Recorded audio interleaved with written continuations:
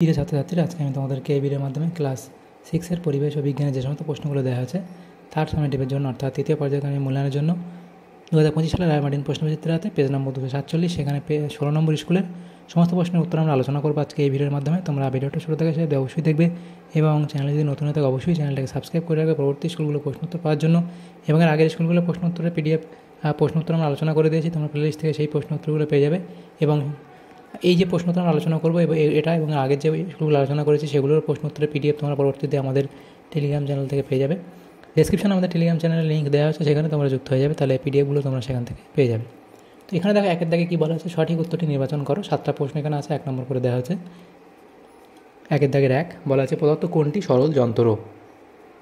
তো এখানে যেটা আছে সেটা হচ্ছে ব্লেড, অপশান সি। এর পরবর্তী প্রশ্ন মোলাস্কার একটি উদাহরণ হলো, তাহলে মোলাস্কার একটি উদাহরণ হচ্ছে শামুক, অপশান বি। এর পরবর্তী প্রশ্ন কোন মশা ম্যালেরিয়া রোগ ছড়ায়, সেটা হবে অ্যানোফিলিস, অপশান সি। এর পরবর্তী প্রশ্ন কোন বর্জ্য পদার্থটি পরিবেশের জন্য ক্ষতিকর, সেটা এখানে হবে দেখো বিস্কুটের প্যাকেট। এর পরবর্তী প্রশ্ন হলো পটাশিয়ামের ল্যাটিন নাম হলো, তাহলে পটাশিয়ামের ল্যাটিন নাম কি, সেটা হচ্ছে ক্যালিয়াম। পরবর্তী প্রশ্ন SIতে আলোর তীব্রতার একক হলো কি, ক্যান্ডেলা। এর পরবর্তী প্রশ্ন ঘর্ষণের ফলে পরবর্তী প্রশ্ন আছে কি ঘর্ষণের ফলে তাপমাত্রার কী পরিবর্তন হয়, তাহলে কী হবে, তাপমাত্রা বৃদ্ধি পায়। এর পরবর্তী যে প্রশ্নগুলো আছে দেখো বলা হচ্ছে 2-এর দাগের শূন্যস্থান পূরণ করো। প্রথম প্রশ্ন কুয়ো থেকে জল তোলার সময় ড্যাশ ব্যবহৃত হয়, তাহলে এটা হবে কি, কপিকল। এর পরবর্তী প্রশ্ন তারা মাছ ড্যাশ পর্বের অন্তর্গত, তাহলে তারা মাছ হচ্ছে কি একাইনোডার্মাটা, একাইনোডার্মাটা পর্বের অন্তর্গত। পরবর্তী প্রশ্ন তিমির দেহে চর্বির পুরো স্তরকে বলা হয় ব্লাবার। এর পরবর্তী যে প্রশ্নটা আছে কি, সেটা হলো জৈব অভঙ্গুর বর্জ্য পদার্থের একটি উদাহরণ হলো প্লাস্টিক। এর পরবর্তী প্রশ্ন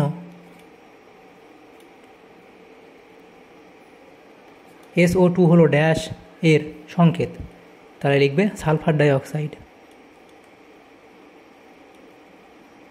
সালফার ডাই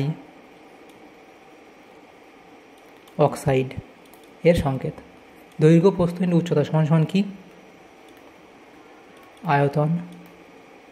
এর পরবর্তী প্রশ্ন SIতে বলের একক হলো নিউটন, SIতে বলের একক নিউটন। এর পরবর্তী যে প্রশ্নগুলো আছে 3-এর দাগে সত্য বা মিথ্যা লেখো। প্রথম প্রশ্ন শক্তি সৃষ্টি বা ধ্বংস করা যায় না, এটা সত্য বলা হয়েছে। এরপরে উদ্ভিদের বৃদ্ধি পরিমাপ করা হয় আর্ক অক্সনোমিটার দ্বারা, এটা সত্য। তামা ও দস্তার মিশ্রণ হলো ব্রোঞ্জ, এটা ভুল বলা হয়েছে। পরবর্তী প্রশ্ন বাজারজাত বর্জ্য পদার্থ থেকে জৈব সার তৈরি করা যায়, এটা ভুল। পরবর্তী প্রশ্ন পুরুষ মশা রক্ত খায়, এটা ভুল বলা হয়েছে। তার পরবর্তী প্রশ্ন খাওয়ার উপযোগী একটি ছত্রাক হলো মাশরুম, এটা সত্য। এরপরে মানুষের চোয়াল, তাহলে এটা হলো কি, মানুষের চোয়াল হলো 3য় শ্রেণীর লিভার, এটা সত্য। তার পরবর্তী প্রশ্ন 4-এর দাগের বাম স্তম্ভ ডান স্তম্ভ মেলাতে বলা হয়েছে। প্রথম যেটা দেওয়া দেখো সিঁড়ি, সেটা এখানে তোমাদের হবে নততল। সিঁড়ি হলো নততলের উদাহরণ, সিঁড়ি হলো নততলের উদাহরণ। প্লাটিহেলমিনথিস সেটা হবে ফিতাকৃমি, এবং ফিলিপার হলো তিমি। সবজির খোসা সেটা হবে জৈব সার। গাছ থেকে ফুল তোলা সেটা হবে টানা। দৈর্ঘ্যের একক সেটা হবে বিঘত, এবং কঠিন ধাতু হলো কার্বন। এগুলো লিখবে বামে স্তম্ভ এভাবে মিলাবে।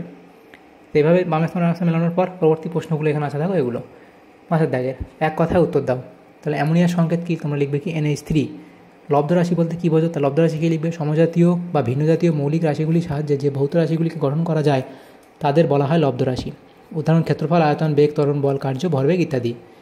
এর পরবর্তী 3-এর দাগের প্রশ্ন লিভার বলতে কী বোঝো, লিখবে লিভার হলো এক প্রকার সরল বা বক্রদণ্ড যার মধ্যস্থ একটি স্থির বিন্দুকে কেন্দ্র করে দণ্ডটি অবাধে ঘুরতে পারে এবং দণ্ডের একটি নির্দিষ্ট বিন্দুতে বল প্রয়োগ করে অপর কোনো নির্দিষ্ট বিন্দুতে সক্রিয় বাধা অতিক্রম বা উত্তোলন করা যায়।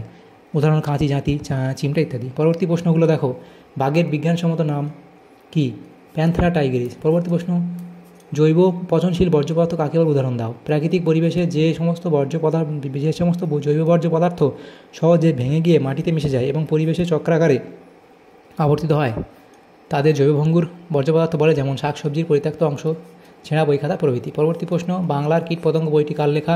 গোপালচন্দ্র ভট্টাচার্য। তার পরবর্তী প্রশ্ন, তোমার বাড়ির বর্জ্য তুমি পুনরায় কীভাবে কাজে লাগাবে? তো এগুলো লিখবে যে এগুলো কীভাবে কাজে লাগানো যায়। এর পরবর্তী প্রশ্নগুলো কি? 6 দাগের পার্থক্য লেখো। 2 নম্বর করে দেওয়া 7টা প্রশ্ন 14 নম্বর। প্রথম প্রশ্ন কি? যৌগিক পদার্থ ও মিশ্র পদার্থ। তাহলে এখানে যৌগিক পদার্থ এবং এখানে মিশ্র পদার্থ। তার সংজ্ঞা, উপাদানগুলির ওজনের অনুপাত, ধর্ম, তাপ বর্জন বা শোষণ, উপাদান, পৃথকীকরণ, গলনাঙ্ক, স্ফুটনাঙ্ক এগুলো এবং সমসত্বতা, এগুলোর উপর ভিত্তি করে তোমরা পার্থক্য লিখবে। এর পরবর্তী যে প্রশ্ন আছে দেখো, বলা হয়েছে প্রাথমিক রাশি ও লব্ধ রাশি। তাহলে মৌলিক রাশি বা প্রাথমিক রাশি আর লব্ধ রাশি, তাদের মধ্যে পার্থক্য, তার সংজ্ঞা, একক, প্রকারভেদ, বিশ্লেষিত, এগুলোর উপর ভিত্তি করে পার্থক্য লিখবে। নবীকরণযোগ্য শক্ত ও অনবীকরণযোগ্য শক্ত, তার মধ্যে পার্থক্য তোমরা লিখবে এগুলো, যেমন সংজ্ঞা, পরিবেশ দূষণের ভূমিকা, ব্যবহার এবং উদাহরণ, এগুলোর ভিত্তি করে পার্থক্য তোমরা লিখবে। এর পরবর্তী প্রশ্ন, গুল্ম ও বৃক্ষ। বিষয় গুল্ম এবং এখানে বৃক্ষ।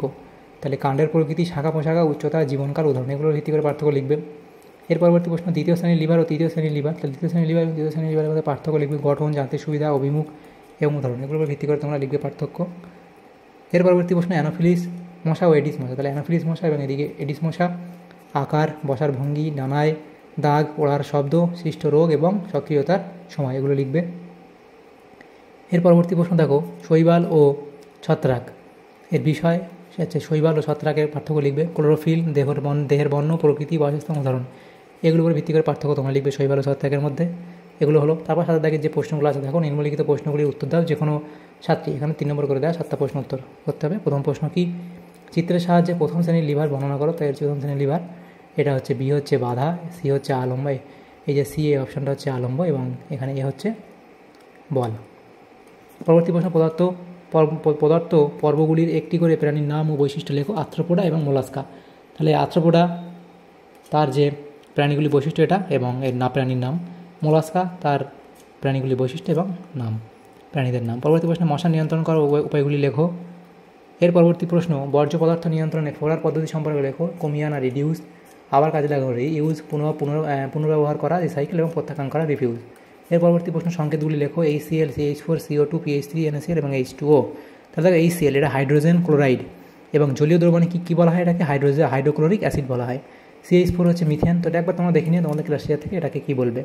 CH4 হচ্ছে methane, CO2 carbon dioxide, PH3 phosphine, NaCl sodium chloride এবং H2 হচ্ছে জল।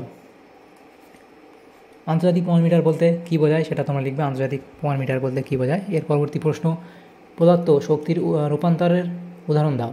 তাহলে স্টোরিজ শক্তি থেকে আলোক শক্তি, সেটা কি? যান্ত্রিক শক্তি থেকে শব্দ শক্তি, সেটা কি? যান্ত্রিক শক্তি থেকে চৌম্বক শক্তি, সেটার উদাহরণ দেবে।